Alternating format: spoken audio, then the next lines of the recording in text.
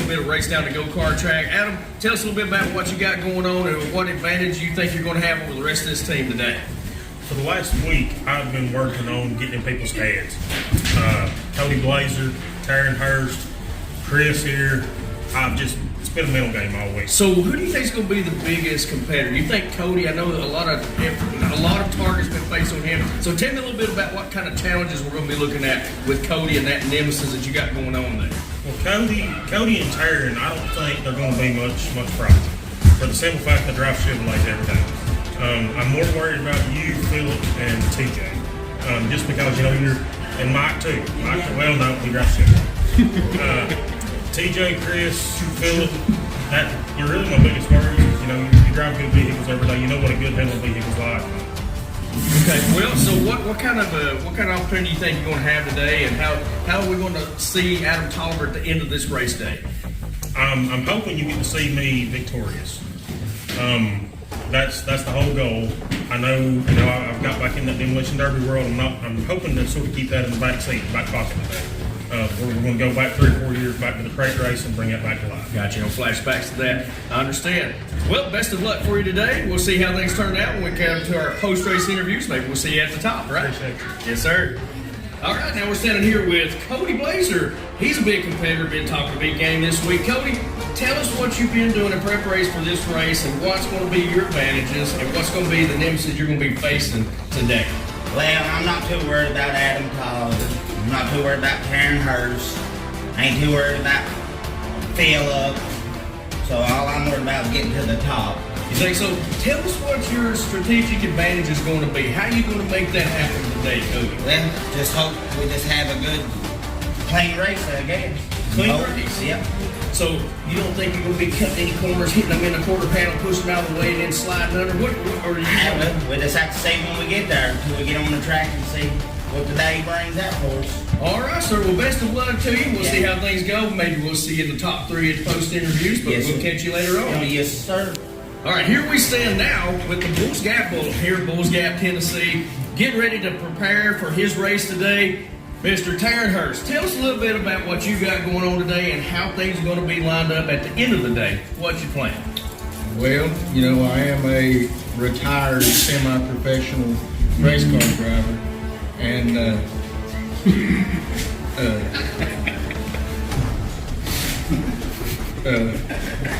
I don't know what to do with my hands.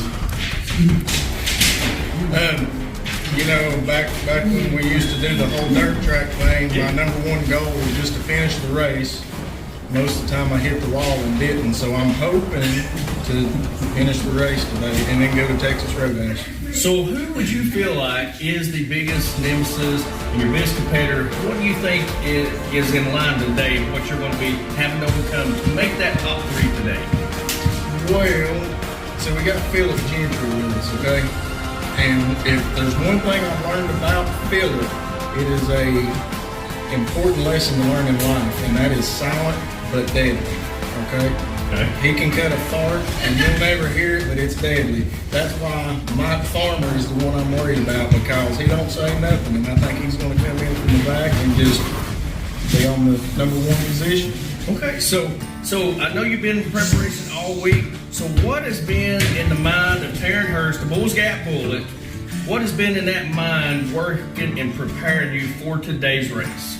Well, I'm not sure if I want to get loaded mashed potatoes or fries with my 16-ounce ribeye at Texas Roadhouse. So that's been my biggest decision to make today. Okay. But, tough stuff. Yeah, Tough it is. stuff. It is. All right, real quick, tell us who you got to thank for putting you in this position, being able to get done. Who do you want to give a big shout out to today? Well, I want to give a shout out, first of all, to my wife. She's my number 1 supporter from the couch, and Adam Tolliver.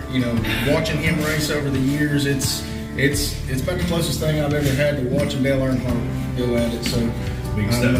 I'm just hoping to impress Adam today, and I owe him one. Okay, sounds good. Sounds like he's got some things lined up, challenges. We look to see some big racing, big things happen out of Mr. Taryn Hurst. Bulls Gap Bullet. Best of luck to you today, Taryn.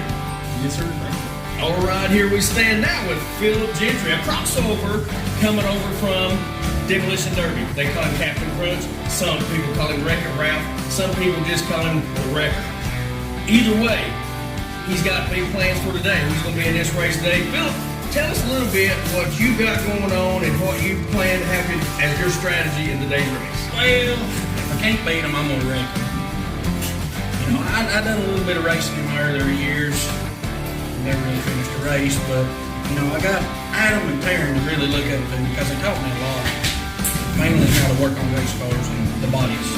But, you know, all I know, Cody Blazer drives Chevrolet, he's going to be last, I'm going to be first. All right, here we stand with Mr. TJ. TJ, you got a lot of golfing experience, a lot of experience in hitting things like that. Tell us a little bit about your racing experience. I go to 2-4 quite often, race go-karts. My number one thing is to put Cody in the wall. Put Cody in the wall. So that's your strategy for today's race. Would you consider him your biggest nemesis today? Oh, yeah. So he's got the biggest target on him today, right? Yeah. All right, so in preparation of this race today, tell us a little bit about what you've done to strategize and get in preparation for this race. Just laughing at Cody hitting the wall. Just laughing at Cody and hitting the wall. So, what is your prediction at the end of the day? Where do we see TJ? Probably. In third. So he's at least considered himself in the top 3. So we're expecting big things from TJ. Well, TJ, we'll see what happens. Post-race interviews, maybe we'll have in the top 3. So best of luck to you, my friend. Thank you. All right, here we stand now with Mr. Farmer, Magic Mike, ready to hit the track today. Mike, tell us a little bit about what your preparation has been and what you anticipate today's going to be like once everything hits and the green flag drops. I really can't tell you. I consider myself a solid one, like Taryn said. Trying to keep it all in, don't want to give too much away. That's it. Okay, well, where do you predict yourself to be at the end of the day? What are we looking at? At least top 5. Top 5. All right, now out of all these fine racers, who do you think is going to be your biggest competition that you're going to have to strike against today? I would say Adam. Adam Tolliver, so he's got the target on him. All right, well, best of luck to you, Mr. Farmer. Hope things go well. We will see you post-race interviews, maybe in the top 3. So good luck, sir. Appreciate it. Welcome back to the Dirt Over Racing Network. We've got Chris Payne here with us. Chris, Community Baptist Church is going to race go-kart down here at K1 today. How do you feel? Man, I'm pretty excited about the racing today. I think it's going to be good. We've been doing a lot of preparation. We've done a little bit of road course experience, and we'll see what that K1 Motorsport Speed Car is going to be able to do for us today. I hope the work that's been put in, we've been doing some scientific research, so, man, I'm just hoping that we use the right oil this week. So I know we've talked, and I know a little bit of that prep work has been on that iRacing.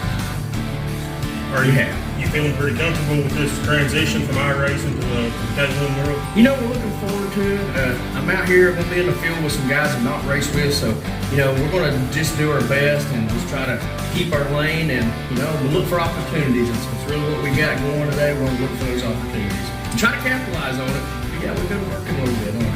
All right. So where do you see yourself at the end of this? Well, you know, it really depends. Like I said, I'm not racing these guys, so we'll see how things go. But I'll be honest with you, I think there's a lot of rivalries within the group, and I'm going to try to take advantage of that. And while they're rivaling, I'm going to try to see if I can find an opening and go for it. That's what my plan is. So if you was to have a rival in this class, who would you say that is? Man, you know, I don't know as far as rival goes. We'll just see how they drive, I guess, and see if I can stack up. I mean, you know, with the local competition I'm going to be up against, I mean, you know, when you go in, you're racing with other guys. I mean, I think we're going to be having some really good racing. I think this local competition that we're up against is going to be pretty competitive. Well, I'm excited for it. I hope you are as well. And we will see you in about 2 hours. Sounds good. Thank you. We're excited to be standing here with Bronson Knight. Bronson, don't know a lot about your racing history or your career. What are you bringing to the table today, and what should these competitors be expecting out on the track today? Well, I used to be a professional crew chief for WS Racing. I was a guy.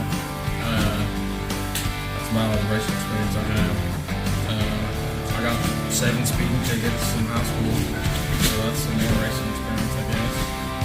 I did outrun one cop and put my car 6 pounds, but I didn't do my racing. So it's safe to say Bronson Knight likes to go fast. So let me ask you this. How scared and intimidated should these competitors be when Bronson sets foot onto the track today? It's kind of going to be a team effort between me and Taryn because we're going to shake it before we bake it. Oh, I hear you. I hear you. Well, we're excited to see how you do out on the track today. Glad you can be part of this race. Maybe we'll see you at the end on post interviews, maybe in the top 3. We don't know, but we'll see. We'll catch up to you then. Best of luck to you, my friend.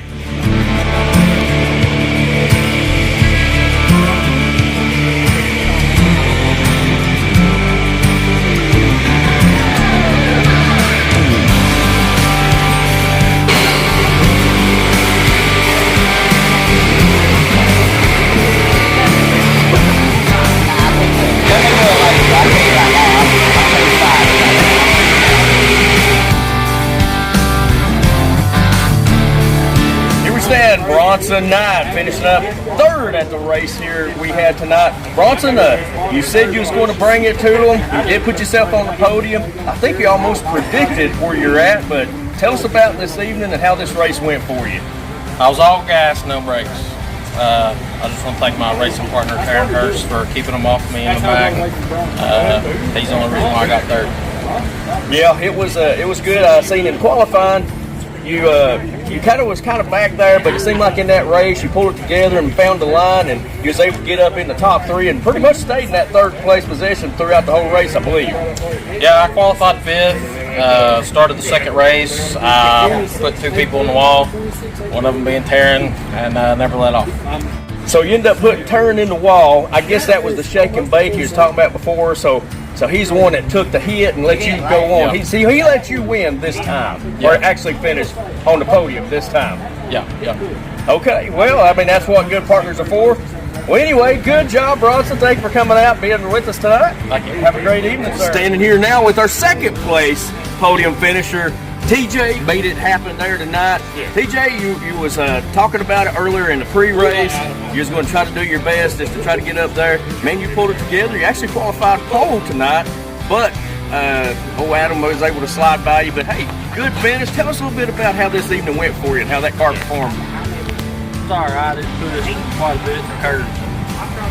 So he's a little push, so you're going to have to give the pit crew on that, but hey, good finish. Good. I mean, it was a strong field competition, so you was able to pull it together for you there tonight. So good job on finishing 2nd. You have anybody to thank here this evening? Let's get up here and have a safe trip. All right, TJ, congratulations on your 2nd place podium finish. Standing here with the 1st place finisher, Mr. Adam Tolliver. Man, you set out for a mission. You said you prepped all week, you put the work into it, and you brought it down together tonight. Tell us about how your evening went. Well, we got here, and expectations was a little higher than what I seen. And once we strapped in, that was a blast. We qualified there to start with. I wound up 3rd. Taryn was in front of me. TJ was in front of him. I was like 3/10 off the lead. Then we come into the race, do the grid start. Taryn's on the outside. He knows from the get-go. He's been up for it. So we take off. I hear Philip coming. He hits Taryn. He hits Adam. He hits. I don't know who all he gets. But I come out in 2nd in the 1st corner. Followed TJ about 3 laps, got in front of him, and that was it. Speaking of TJ, he had a strong qualifier. How concerned was you about that main lining up, knowing that he had about 3/10 on the field? How did you feel about that start in that main? Well, I knew I had TJ at one spot on the track. I knew it. And that's actually where I overtook him at, was that one spot. So once I got around him, I felt good. It's hard to pass on that track. Unless they mess up, it's hard to pass. Who do we have to thank for this racing for you there this evening? To start with, I want to thank my Lord and Savior, Jesus Christ. That's actually what we're doing here. We come out as a church trip, just fellowship with some men, had a great time. I think Taryn had a great time. I know Chris had a great time. I appreciate Philip getting me down here. He was our toter driver on the way down here today. He probably worked hard today. He's probably tired right now.